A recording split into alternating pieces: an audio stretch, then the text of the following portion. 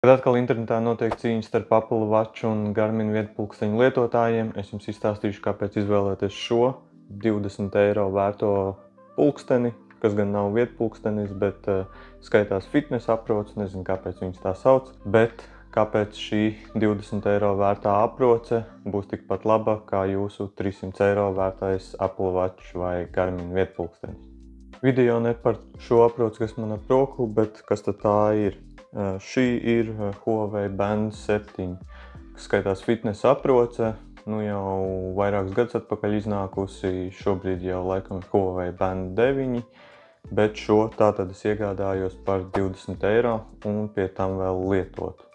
Bet video pastāstīšu vispārīgi par lētajiem pulksteņiem, kas skaitās fitnesa aproces, jo pārsvarā viņas ir apmēram vienādas un arī darbībā viņas apmēram vienādi strādā.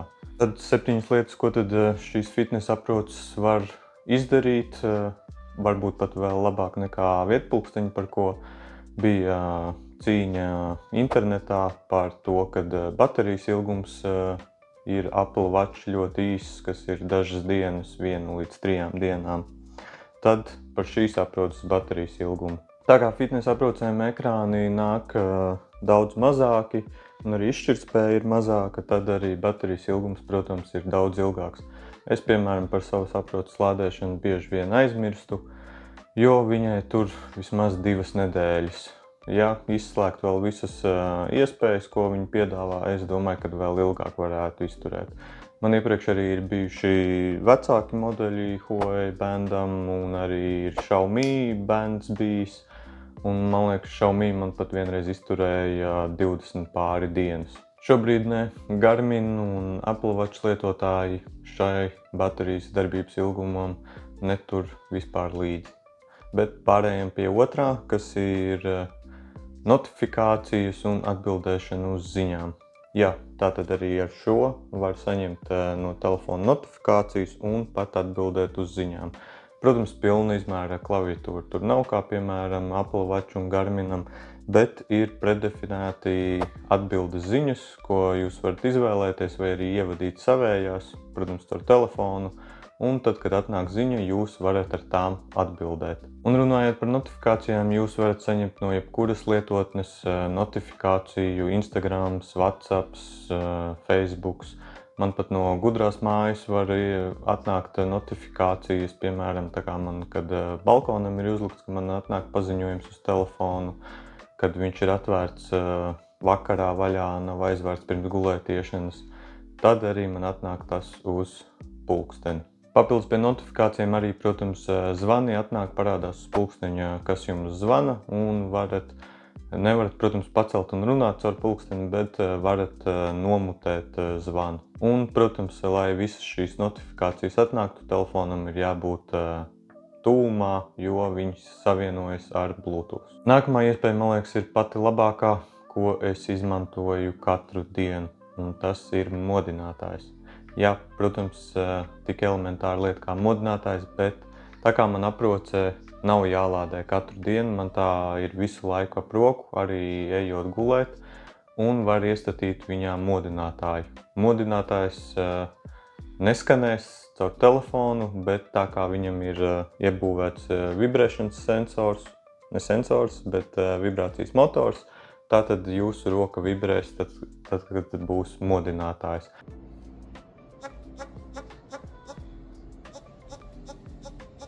Un tādā veidā, ja jums ir bērni, sieva, tad jūs varat netraucēti pamosties un doties savās gaitās, kamēr pārējie guļ. Kā jau iepriekš minēju par ekrānu, tad, protams, dārgajiem vietpulksteņiem ir lielāki ekrāni, augstāka izšķirtspēja, bet vai tas ir nepieciešams? Tādā ziņā šis ir mazs un kompakts, protams, ekrāns ir daudz mazāks, bet uz viņa ietilpst viss. Man tur ir pulkstenis, datums, laika prognoze šim brīdim, soļu skaitītājs un arī sirdsdarbības monitors. Tāpat uz ekrāna saucamās ādiņas var mainīt, tur var uzlikt vēl kaut ko citu. Manā gadījumā arī rādās, vai ir kāda jauna notifikācija, bet var izvēlēties uzstādīt arī kādu citu informāciju. Tad pie 5. par veselību. Jā, šajā arī ir visādi sensori. Protams, var runāt par viņu darbības korektumu. Noteikti ir memes redzētas par to, kad uzliek pulksteņus lētos uz kartupeļa un nolasa sirdsdarbību, bet ir internetā atrodami citi testējuši, un, piemēram, mans Huawei Band 7 nemaz ļoti neatpaliek ar šiem te sensoriem no augstā galā vietpulksteņiem. Un kas tad šeit aizmugurī ir man par sensoriem? Tātad, protams, sirdsdarbības monitors, tad var noteikt skābekli organismā, protams, miega izsekošana. Un, protams, ar visiem šiem monitoriem ir dažādas opcijas. Variet ielikt paziņojums, piemēram, ja jūsu sirdsdarbība ir pārāk augsta vai zema, vai skābekļa līmenis nav, un jums par to brīdinās jūsu aprots. Tad 6. lieta, kā jau redzēt, man jau ir ekrāns nedaudz saskrāpēts, bet tas lietošanai, protams, netraucē. Tad šie pulksteņi parasti nāk gan ūdens droši, gan arī putekļu droši. Kā jau minēju, tātad es šo pulksteni no rokas noņemu tikai 2 reizes mēnesī, tad, kad viņš ir jālādē. Visu atlikušo laiku man viņš ir ap roku. Vienmēr ejot mazgāties, ejot peldēties ezeros, dīķos, ejot baseinā, džakūzī, pirtī pat esmu gājis, un joprojām pulkstenim nav nekādu problēmu, un tas strādā. Un pie tā pats labākais, tas man izmaksāja 20 eiro. Man nebūs žēl, ja arī ar viņu kaut kas notiek. Un tad pēdējais šajā pulkstenī ir vēl daudz dažādu iespēju, ko es ikdienā ļoti daudz neizmantoju, bet tādas ir.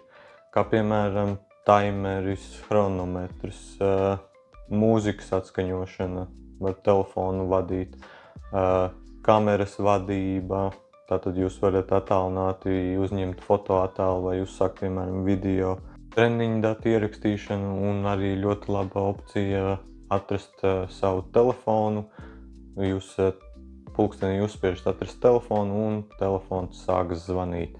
Protams, ir arī daži mīnusi, bet vai jums tie vienmēr ir nepieciešami. Šajā aprocē jūs nevarēsiet uzinstalēt programmas, jeb aplikācijas, kādas vēlaties. Jums nebūs, piemēram, navigācijai nevarēsiet sekot kā Apple Watchā, un vēl citas lietas noteikti. Un tad arī trūkst daži sensori, piemēram, šajā nav iebūvēts GPS, bet citās lētajās fitnesa aprocēs tas ir pieejams, tā kā tas ir tieši šai aprocei.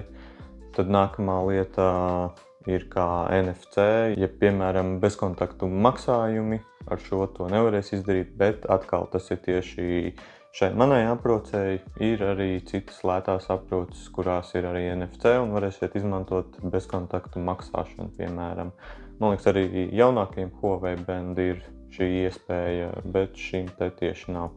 Nu tā, šis ir par manu 20 eiro vērto pulksteni, ja fitnesa aprots. Variet izvērtēt, vai ir nepieciešams vietpulkstenis par 300 eiro, vai izvēlēsieties šādu, ko jums nebūs žēl mainīt kaut vai katru gadu.